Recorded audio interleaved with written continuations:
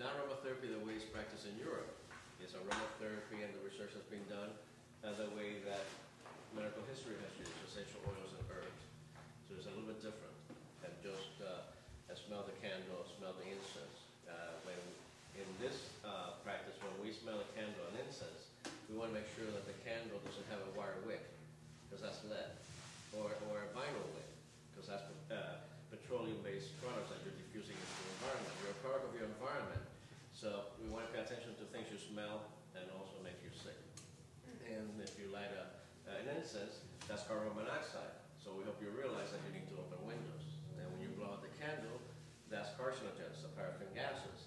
So we want to make sure you're aware of all that. So we not only pay attention to things that makes us feel good, but also aromas that are also killing us, and how to replace them. We will be able to replace anything pretty much over the counter in a drugstore, and many medications that have side effects. Right now, the third cause of death in the United States is probably taken prescription. I repeat it again because it's hard to believe. Properly prescribed prescription is the third cause of death. So, it makes sense to choose the best non-toxic approach to health.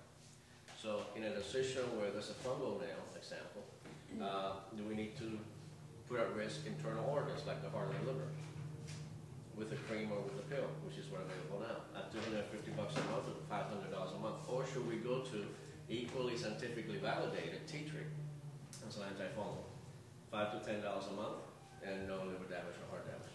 You know, then you get common sense dictated into that. The whole basis for this concept, which is about, we began to do this about 15 years ago. We began to teach at Miami-Dade Community College about 12. And we teach now at FIU. And then the main research on this is based on historical knowledge of essential oils and herbs, scientific validation, which we'll go into it as we progress, which is a lot of them happening. This was diffused during the plagues of the world, and it worked then, and of course it works now. Anecdotal information, which you'll hear a lot of things that we have seen. I mean, you have seen. How's she doing, by the way? Okay, then when we go around in a circle, you'll let us know about that. Anecdotal information, and then of course common sense. So everything is based on those knowledge, historical uses, scientific validation, anecdotal information, and then of course common sense, which is not so common. So that's what we get involved with. The course is Aromatherapy and Complementary-Alternative Medicine Practitioner, A-CAM Practitioner.